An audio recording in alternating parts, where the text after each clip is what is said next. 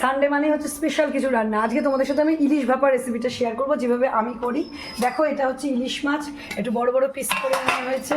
এই যে পেটে ডিমওয়ালা ইলিশ মাছ, এগুলোকে কিন্তু ভালো করে ধুয়ে হলুদ মাখিয়ে ভালো করে একটু ম্যারিনেট করেছি। নুন দিইনি কারণ নরম হয়ে যাবে, এই জাস্ট হলুদ দিয়ে ম্যারিনেট করা রয়েছে। আর দেখো আমি কী কী দিচ্ছি, এটা রয়েছে হচ্ছে নারকেল বাটা। নারকেলকে ভালো করে কুড়িয়ে সেটাকে ভালো করে উষ্ণ গরম জল দিয়ে ভালো করে একদম সফট করে বেটে রেখেছি। আর এটা হচ্ছে সর্ষে, সাদা সর্ষে আর পোস্তকে একসাথে, অনেকটা পোস্ত আর সর্ষেকে একসাথে বাটা আছে।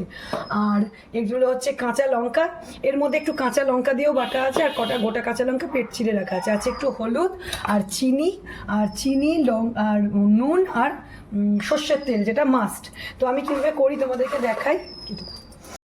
এই যে দেখো বন্ধুরা, আমি আজকে এরকম একটা টিফিন কারি, গোল টিফিন কারি আমার ছিল না, তো আমি এরকম একটা ক্যানের মধ্যে করব।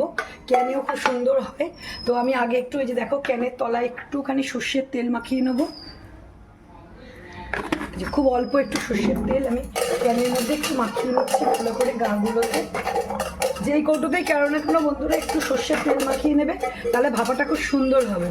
এই যে দেখো এইভাবে একটু সর্ষের তেল মাখিয়ে নিলাম। আর এর জন্য এবার আমি মাছটার মধ্যে আগে সব কিছু দিয়ে ম্যারিনেশনটা করে নেব।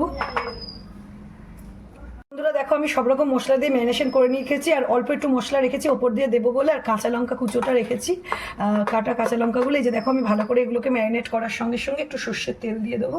সর্ষের তেল দিলে ম্যারিনেশনগুলো ভালোভাবে মাছের গায়ে লাগানো হয়ে যাবে। এগুলোকে ভালো করে ম্যারিনেট করার পরে আমি কৌটোর মধ্যে দিচ্ছি। এর মধ্যে আমি নুন দিয়ে দেবো এবং একটু চিনি দিয়ে দেবো। দেখো বন্ধুরা আমি এবার নুন দিয়ে দিলাম।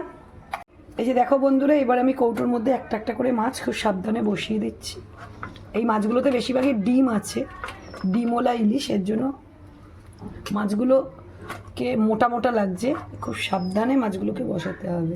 আমি এখানে 7 পিস মাছ দিয়ে করছি বন্ধুরা। একটু বড় বড় পিস হলে তোমাদেরকে একটু ভাগে ভাগে ফ্লোর করে দিতে হবে। দেখো 3টে দিলাম। 3টে দেওয়ার পরে আমি এই যে এখানে একটু বেশি করে ম্যারিনেশন দিয়ে দিচ্ছি। লেয়ারে 7টা মাছকে সাজিয়ে নিয়েছি, প্রত্যেক লেয়ারে একটু করে সর্ষের তেল আর লঙ্কা দিয়ে দিয়েছি, যেটা লাস্ট লেয়ার। আমি দেখো আরও 3টে লঙ্কা ওপর দিয়ে দিলাম। আর যেটুকুনি আমার নারকেল বাটাটা ছিল, এই নারকেল বাটারটুকুনি আমি এর মধ্যে দিয়ে দিলাম। আর এই যে বন্ধুরা দেখো এবার আমি সর্ষের তেল একটু ওপর দিয়ে ভালো করে দিয়ে দিচ্ছি। এটাই কিন্তু ম্যারিনেশনটাকে সুন্দর করবে। এই যে দেখো এইভাবে হয়ে গেল। এবার আমি ঢাকনার মুখটা আটকে দেবো। এই যে দেখো বন্ধুরা, আমি এরকম একটা গামলায় এতটা জল দিয়ে দিয়েছিলাম, এটা হালকা উষ্ণ গরম হয়ে গেছে। এটা যেহেতু ক্যান তাই এমনি ভার আছে। এইভাবে দেখো বসিয়ে দিলাম, আমার এতটা অবধি মাছ আছে, জলটাও এতটা অবধি আছে। এভাবে এটা আস্তে আস্তে হতে থাকবে, আর আমি এরকমভাবে এটাকে একটু ভালো করে ভারী করে চাপা দিয়ে দেবো। এভাবে আমি একটু হাই ফ্লেমেই দিয়ে রাখবো। তো এইভাবে বন্ধুরা দিয়ে দিলাম। এখন এটা হাই ফ্লেমে, মানে মিডিয়াম থেকে একটু হাই ফ্লেমের দিকে 15 থেকে 20 মিনিট, এই মাছের যা সাইজ তাতে 15 থেকে 20 মিনিট আমি ভাপ দিলে ব্যাস গরমা গরম ইলিশ ভাপা, ইয়াম্মি ইলিশ ভাপা রেডি। আর হয়ে যাওয়ার পরে ফাইনাল লিকটা তোমাদেরকে অবশ্যই দেখাবো।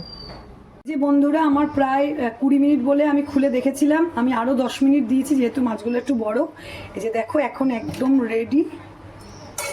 যে দেখো লঙ্কাগুলো কেমন সফট হয়ে গেছে, মাছও একদম ঠিকঠাক। একটা মাছ আমি তুলে দেখেছিলাম, এই যে এই মাছটাই দেখো একদম সিদ্ধ হয়ে গেছে, রংটা দেখো। এবার আমি আস্তে আস্তে মাছগুলো বেড়ে তোমাদেরকে দেখাচ্ছি। ভাপাটা হয়ে গেছে, এটা হচ্ছে ফাইনাল লুক। মাছগুলো সব ভেতরে রয়েছে, আমি একদম ওপর দিয়ে পুরো গ্রেভিটা দিয়ে দিয়েছি। এই যে দেখো লঙ্কাগুলো সুন্দর সিদ্ধ হয়ে গেছে, মাছও সফট হয়ে গেছে। ওপর দিয়ে আরেকটু এক্সট্রা সর্ষের তেল দিয়ে দিয়েছি। তো একদম গরম গরম ভাতের সাথে এই যে ইলিশ ভাপা।